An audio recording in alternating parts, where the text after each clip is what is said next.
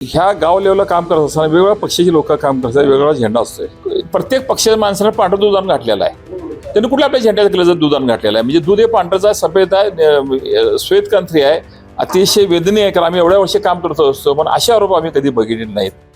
गेले या गोकुळच्या निवडीच्या पाठीमागे गेले 3-4 महिने राजकारण ठिकाणी असलं पाहिजे, धंदा ठिकाणी असला पाहिजे. लोकशाहीप्रमाणे ज्याला लोक निवडून देतील त्या पण ते निवडून येईल, हे फारशी प्रक्रिया आहे. पण आता ते जे काय 4 महिने चाललेलं आहे त्या मी आता काय बोलत नाही. पण सगळ्यात जर आला असेल तर जातीवैजक विषय घेऊन आरोप करण्याचा प्रत्युत्तर केलेला आहे. जे सगळे संस्थेने सर्टिफिकेट घेतले ते गोकुळने घेतले 18 साली, पूर्वीच्या बोर्डात घेतलेला आहे.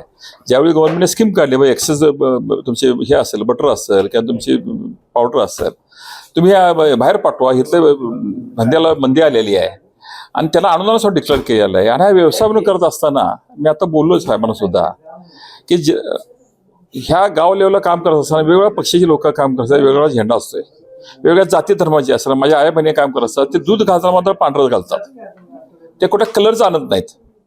म्हणजे दुधाशी जे प्रामाणिक आहे. आणि कैलास आनंद पाटील स्वीकार असतील, अरुण रखे असेल, हिने हा संघ जेव्हा आतापर्यंत जे आणला ह्या लोकांसाठी ऐकून घ्या, त्या उत्पादक आई बहिणीसाठी प्रामाणिक राहून हा धंदा उभा केलेला आहे.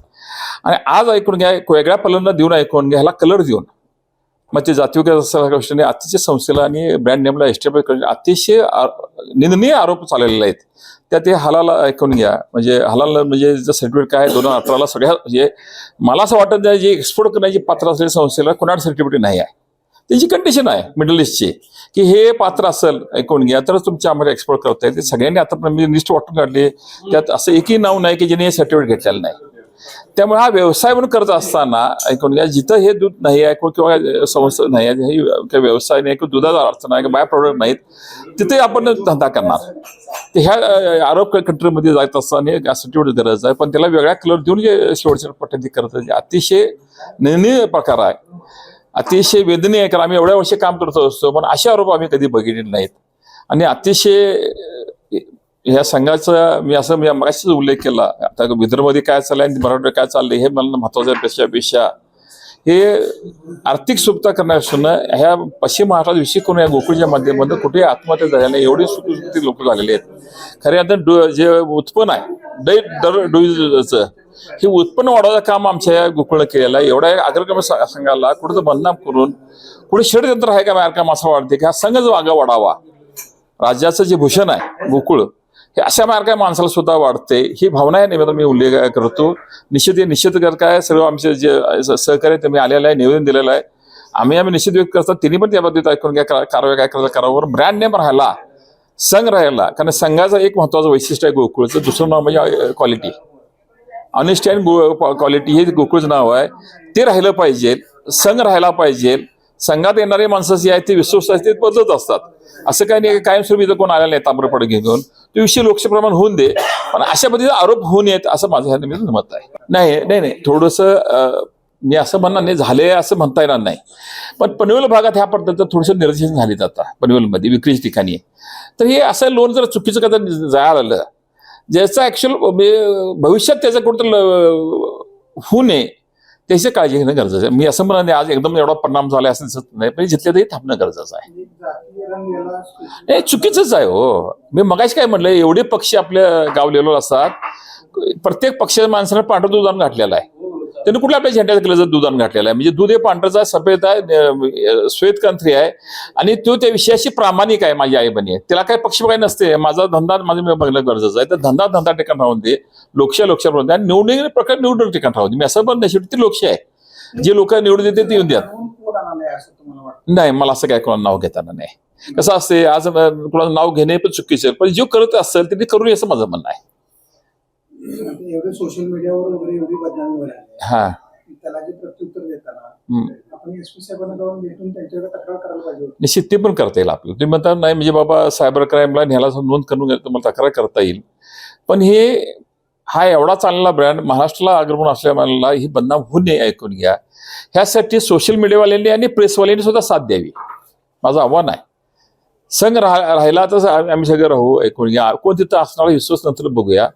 तर ह्याला प्रोत्साहन कधी द्यायचे आहे हे पण ऐकून घ्या, प्रिंट मीडियावाल्यांनी आणि सोशल मीडियावर द्यावं असं माझं म्हणणं आहे. महायुतीमध्ये जसं आता लोकमतचं उदाहरण घेऊया, म्हणजे ते आहे म्हणून बोलत नाही, त्यांनी लगेच खुलासा दिला बघा कालच्या पेपरला, की ज्यांचा गैरसमज झाला त्यांचाच खुलासा तुम्ही दिला आम्हाला, की बाबा मला ही चुकीची माहिती दिली होती आणि मी माफी मागतो म्हणून त्यांनी ते पेपरला प्रेसला लोकमत दिलं.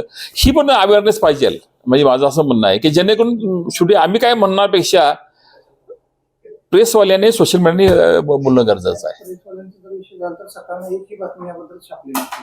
हा हा नाही, पण तिने चांगलं केलं की हे चुकीचं कसं आहे खुलासा केला ना लोकमतनं. त्या हा अनुषंगाने नाही तसं काही नाही, आम्ही जाण्यापेक्षा आमचे लोकप्रतिनिधी आहेत ना, आमचे लोकप्रतिनिधी माहिती जे आहे ते जातील ना, त्याचं लोकप्रतिनिधी आता विक्री केंद्रावर वाद सुरू झाला तोपर्यंत तुम्ही शांत बसला, म्हणजे दूध कमी झाल्यावर तुम्ही मुख्यमंत्र्यांकडे जाणार आहे. नाही एक मुद्दा एकच आहे की आम्ही निवडलेले जे लोक आहेत महायुतीचे ते निश्चितच आज डेप्युटीची मिटिंग आहे, आज तिच्या चर्चा करतील, उद्या ते काय भेटतील.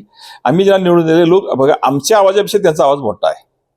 जो लाखांना 2 लाखांना निवडून येतो त्याला वजन जास्त का आम्हाला वजन जास्त तुम्ही चेअरमन म्हणून तुम्ही काम केलं नाही केलं असलं. तुम्ही तेवढं ग्रॅव्हिटी दाखवून द्यायला पाहिजे ना. हा तुम्ही किमान एखादा मेल तर करायला पाहिजे, मुख्यमंत्र्यांना कळायला पाहिजे ते गृहमंत्री आहेत हा. त्यांच्याकडे हे immediately माझ्या माहितीप्रमाणे आम्ही तुम्हाला एक माहितीसाठी सांगतो तुम्हाला, जो राज्याचा मुख्यमंत्री असतो म्हणजे पहिले तुम्हाला नेम माहिती काय माहित नाही, पहिला माणूस जर त्याला म्हणतो सकाळी भेटतोय तो राज्यातले सर्व माहिती घेऊन भेटत असतो. तुम्हाला माहिती 7 ते 8 हा नेम आहे, लक्षात ठेवा. म्हणजे कोणी मुख्यमंत्री असू दे आणि त्याला राज्यात चाललेल्या प्रत्येक महत्वाच्या विषयी ते सांगत असतो, त्या हा विषय त्यांना कव्हर करत असतो.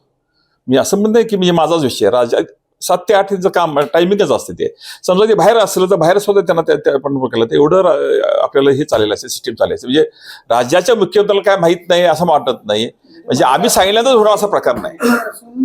नाही असं नाही मला वाटतं, उगाच आपण काय तर राजकीय कल देऊ नको. निश्चित ऐकून घ्या, ते कठोर कारवाई करतील हे आम्हाला खात्री आहे. मला असं ज्यांच्याबद्दल काय नाही ऐकून घ्या, आमचे लोकप्रतिनिधी आहेत ना ते. नवीन Suzuki E-Access electric scooter, silent, smooth आणि स्टायलिश, आरामदायक सीट, डिजिटल फीचर्स आणि रोजच्या वापरासाठी परफेक्ट कम्फर्ट, एक चार्ज आणि शहरभर निश्चिंत राईड, कमी खर्च, शून्य प्रदूषण. आजच मोहिते सुझुकी कावळा नाका, मोहिते सुझुकी उद्यमनगर आणि मोहिते सुझुकी साने गुरुजी शोरूमला भेट द्या.